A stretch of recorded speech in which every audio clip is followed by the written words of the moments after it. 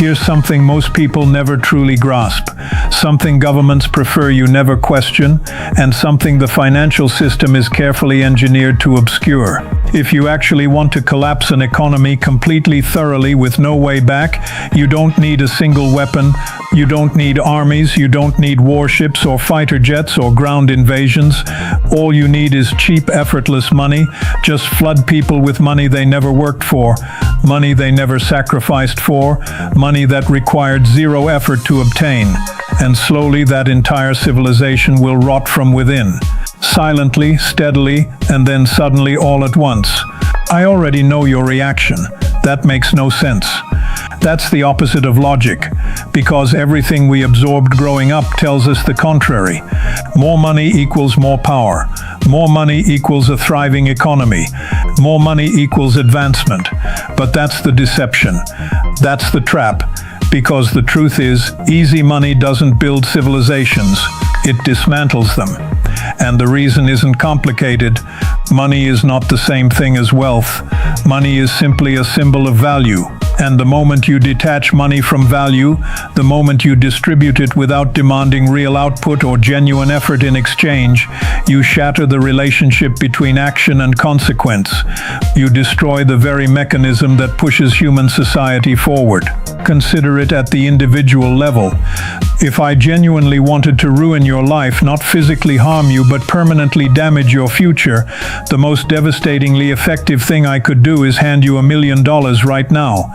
No obligations, no requirements, just $1 million today. What would unfold?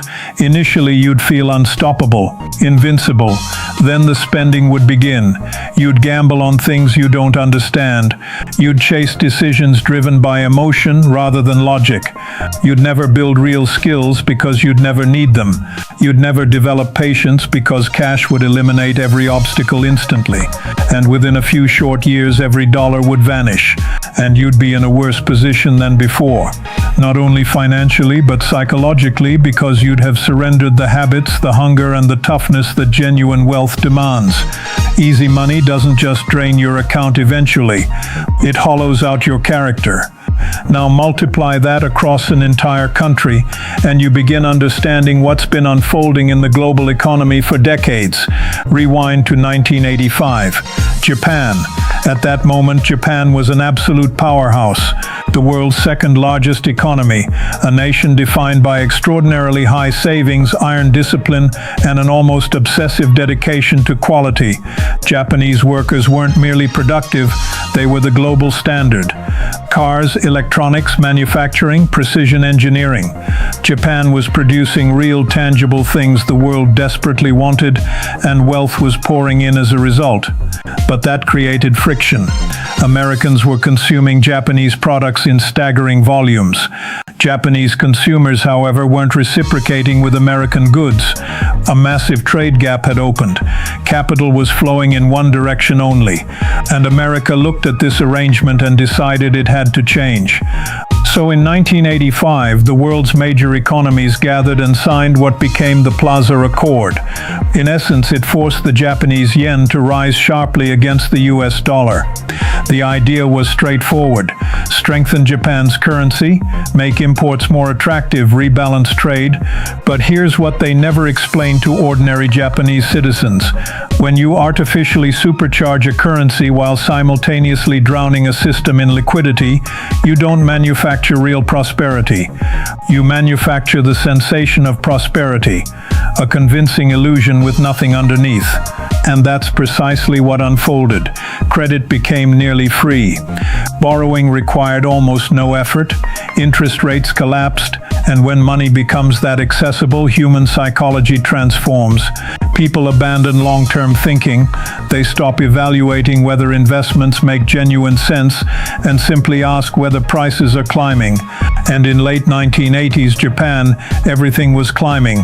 Stocks, land, commercial property, residential real estate, everything. The stories from that era are genuinely staggering. Tokyo property values surged so violently that people began seriously claiming the Imperial Palace grounds alone were worth more than the entire state of California. Not Tokyo, not Japan, just the grounds surrounding one palace. That's not economic growth, that's collective delusion. That's what happens when easy money severs the bond between price and actual reality. The tragedy is that while this was happening, it felt extraordinary. People believed they were wealthy, companies believed they were dominant. The horizon looked unlimited. Then the bubble collapsed. Asset prices imploded. The stock market disintegrated. Real estate values plummeted and kept plummeting for years. Japan entered what economists now call the lost decades. 20 years of stagnation, deflation, and grinding economic decay. An entire generation of Japanese workers, people who had done absolutely nothing wrong, who had shown up and worked hard, found themselves trapped inside a system that could no longer reward effort because its foundation had been poisoned by easy money. Now here's the mechanism that truly matters. Here's precisely how easy money destroys a system from within, step by step in a way that's almost invisible until the damage is irreversible. First, it converts producers into speculators. Imagine you own a factory. Your entire career, you've manufactured things, sharpened your process, competed on craftsmanship, but suddenly the stock market is generating 20% annually. Real estate is doubling. Why continue grinding through production when financial assets are multiplying faster with far less effort? So you redirect your capital. Then your competitor does the same. Then entire industries follow. And gradually an economy that once created things simply begins shuffling money around. This transition appears profitable right until the moment it isn't, because you've quietly gutted the real engine powering everything. Second, it manufactures debt at a scale that eventually becomes unmanageable. When borrowing is cheap, everyone borrows. Individuals borrow for homes they can't genuinely afford. Corporations borrow to repurchase their own shares. Governments borrow to deliver what voters demand, but taxpayers cannot sustainably fund. Short term, this feels manageable because payments are low and assets keep appreciating. But debt compounds. Eventually rates climb, or growth stalls, or confidence evaporates, and suddenly every obligation must be settled. Defaults cascade, bankruptcies multiply, crisis arrives. Third, it turbocharges inequality. Easy money never flows to everyone simultaneously. Those at the top, the institutions, the well-connected, receive it first. They acquire assets early. As those assets inflate, their wealth multiplies exponentially. Meanwhile, the ordinary worker, the young person attempting to establish a life, arrives too late. Housing is already unaffordable, wages haven't tracked with living costs. Working diligently no longer seems to move the needle the way it once did. The divide between asset owners and wage earners stretches into an abyss. And that abyss breeds resentment, instability, and ultimately political collapse. Fourth, it corrupts institutions. Not always criminally, but in a deeper sense, systems that abandon their original purpose.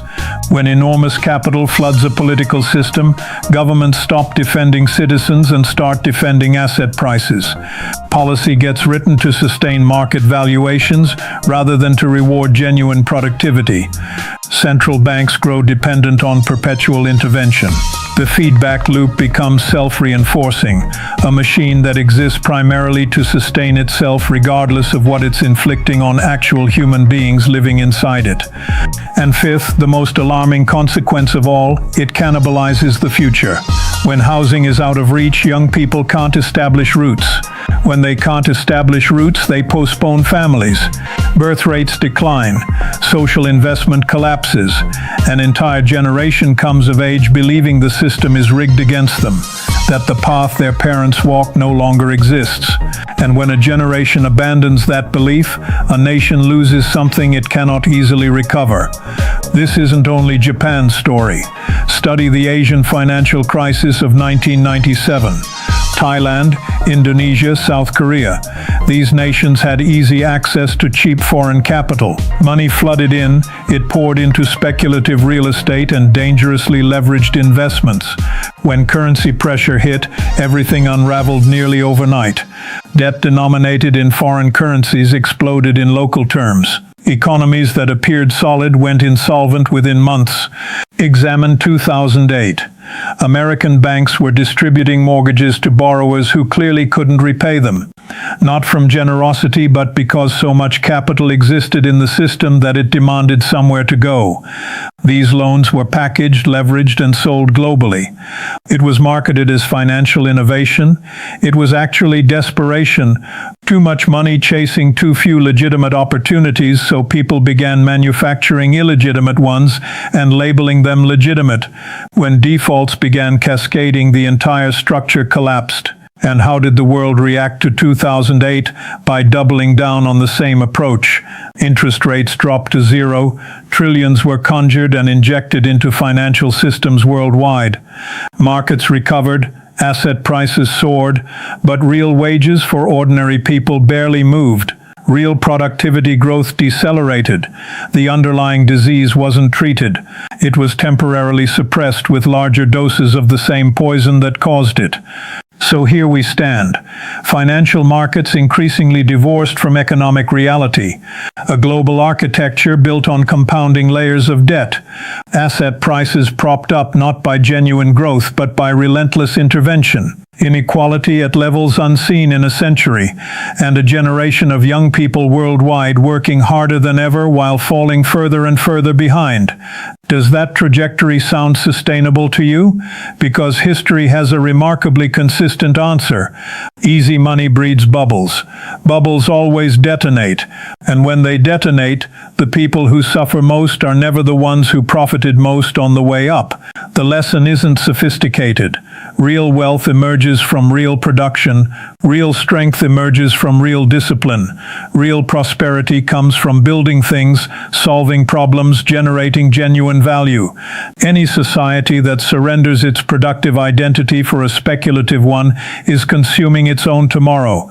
You don't need to fire a single weapon to dismantle a nation. You simply need to convince it that money and value are the same thing. Distribute wealth people never built, returns people never earned, and prices with no foundation in reality. Then stand back, because from there it will finish the job entirely on its own.